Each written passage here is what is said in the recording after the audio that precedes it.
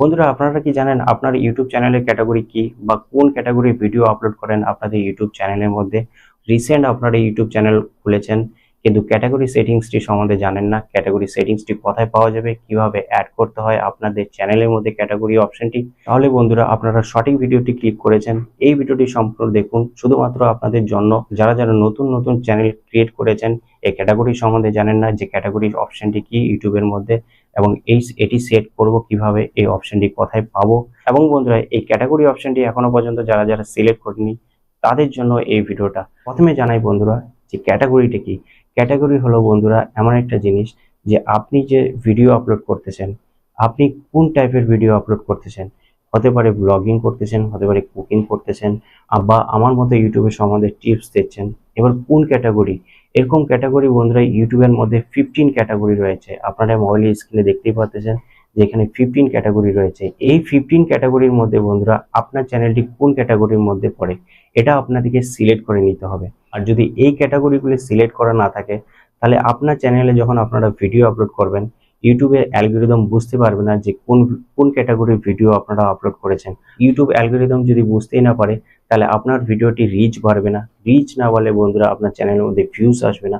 আর views না আসলে আপনার চ্যানেলের মধ্যে সাবস্ক্রাইব আসবে না। আর ইউটিউবের গাইডলাইন্স অনুযায়ী বন্ধুরা 1000 সাবস্ক্রাইবার 4000 ঘন্টা ওয়াচ টাইম কমপ্লিট করতে পারবেন না।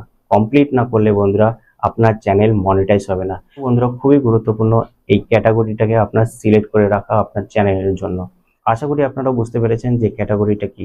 এবার আপনাদেরকে বলি বন্ধুরা, এই ক্যাটাগরি সেটিংসটি আপনারা কোথা থেকে পাবেন।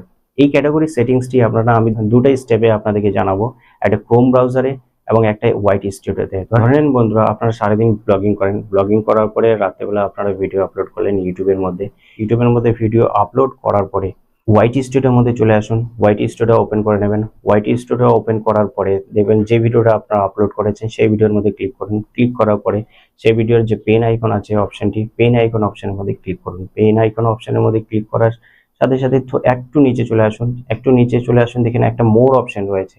এই মোর অপশনের মধ্যে ক্লিক করবেন। মোর অপশনে ক্লিক করার পরে একটু আবার নিচে চলে আসুন। নিচে আসা দেখুন এখানে বলা আছে ক্যাটাগরি। এই ক্যাটাগরি অপশনের মধ্যে ক্লিক করতে হবে। এখান থেকে আপনাদেরকে বেছে নিতে হবে যে এই 15টা ক্যাটাগরির মধ্যে কোন ক্যাটাগরির ভিডিও আপনারা আপলোড করেছেন। অবশ্যই আপনারা ব্লগিং ভিডিও আপলোড করেছেন, তাহলে এখানে ক্যাটাগরি পেয়ে যাবেন আপনারা ব্লগিং। এই ব্লগিং অপশনের মধ্যে আপনারা ক্লিক করবেন, তো আপনার ভিডিওর ক্যাটাগরি এখানে সিলেক্ট হয়ে যাবে এবং এটাকে সেভ করে নেবেন। এবং আরেকটা বিষয় বন্ধুরা, যখনই আপনারা ভিডিও আপলোড করবেন তখনই আপনাদেরকে এভাবে ক্যাটাগরি সিলেক্ট করে নিতে হবে। কিন্তু এটার ফিক্স সলিউশন রয়েছে। এরকম ভাবে বারবার আপনাদেরকে ক্যাটাগরি সিলেক্ট করতে হবে না। আপনারা যদি ব্লগিং করে থাকেন, কুকিং করে থাকেন, তাহলে পার্মানেন্ট ক্যাটাগরি সিলেক্ট করতে পারেন। সেটার জন্য আপনাদেরকে ক্রোম ব্রাউজারে চলে যেতে হবে। এবার ক্রোম ব্রাউজারটা ওপেন করে নেব। ক্রোম ব্রাউজার ওপেন করার পরে এখানে আপনাদেরকে ইউটিউব সার্চ করতে হবে। দেখবেন একটা ইউটিউবের পেজ খুলে যাবে এবং এখানে আপনাদেরকে থ্রি ডটের মধ্যে ক্লিক করতে হবে। থ্রি ডটের মধ্যে ক্লিক করলে একটু নিচে দেখুন ডেস্কটপ সাইজ অপশন রয়েছে। এই ডেস্কটপ সাইজ অপশনের মধ্যে ক্লিক করবেন। ক্লিক করার পরে পুরো পেজটা ডেস্কটপ সাইজ ওপেন হয়ে যাবে এবং এখানে বন্ধুরা আপনাদেরকে চলে যেতে হবে আপনাদের মোবাইলের ডান দিকে। দেখুন ডান দিকে একটা লোগো রয়েছে আপনাদের চ্যানেলের, সেই লোগোর মধ্যে ক্লিক করতে হবে। এই লোগোর মধ্যে ক্লিক করার পরে ঠিক নিচে দেখুন ওয়াইটি স্টুডিও অপশন রয়েছে। এই ওয়াইটি স্টুডিও অপশনের মধ্যে ক্লিক করতে হবে। এই ওয়াইটি স্টুডিও অপশনের মধ্যে ক্লিক করার সাথে সাথে আপনার চ্যানেলটি পুরো ওয়াইটি স্টুডিওর মতো ওপেন হয়ে যাবে ক্রোম ব্রাউজারের মধ্যে। এবার ওপেন করার পরে ঠিক নিচে চলে আসুন। নিচে দেখুন, একটু জুম করে দেখবেন, সেখানে একটা সেটিংস অপশন রয়েছে। তো সেটিংস অপশনের মধ্যে ক্লিক করবেন। সেটিংস অপশনের মধ্যে ক্লিক করার পরে চ্যানেল যে অপশনটি রয়েছে, দেখুন চ্যানেল অপশনের নিচে একটা অপশন রয়েছে ডিফল্ট নামে, ঠিক আছে? তো সেখানে ক্লিক করুন। সেখানে ক্লিক করার পরে একটা ছোট পেজ খুলে যাবে। এই পেজের মধ্যে দেখুন অ্যাডভান্স সেটিংস রয়েছে। এই অ্যাডভান্স সেটিংসের একটু নিচে দেখুন লেখা রয়েছে ক্যাটাগরি, ঠিক আছে? ডান দিকে দেখুন ক্যাটাগরি লেখা রয়েছে। এই ক্যাটাগরির এখানে ক্লিক করতে হবে। ক্লিক করার পরে এখানে দেখুন বন্ধুরা আপনাদের 15টা ক্যাটাগরি দেখাচ্ছে। এবার যদি আপনারা ব্লগ রিলেটিভ ভিডিও আপলোড করেন আপনাদের চ্যানেলে, তাহলে এখানে ব্লগ সিলেক্ট করে নেবেন। যদি কুকিং রিলেটিভ ভিডিও আপলোড করেন তাহলে কুকিং রিলেটিভ এখানে ক্যাটাগরি সিলেক্ট করে নেবেন। এডুকেশন হলে এডুকেশন সিলেক্ট করে নেবেন। সায়েন্স অ্যান্ড টেকনোলজি যদি আমার মতো হয় তাহলে সায়েন্স অ্যান্ড টেকনোলজি করতে পারেন, বা আমার মতো ভিডিওতেও আপনারা এডুকেশন সিলেক্ট করতে পারেন।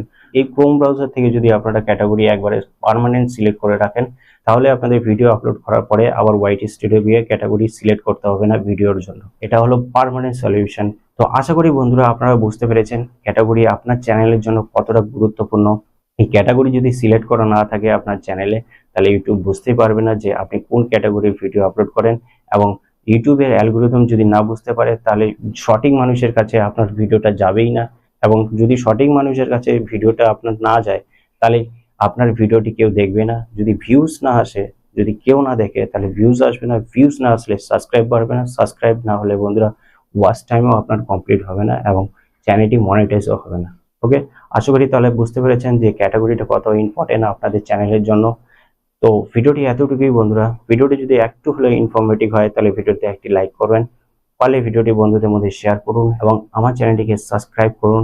যদি কোনো রকম কোয়েরি থাকে ইউটিউব রিলেটিভ, তাহলে আমাকে কমেন্ট বক্সে কমেন্ট করে জানাতে পারেন। Thank you.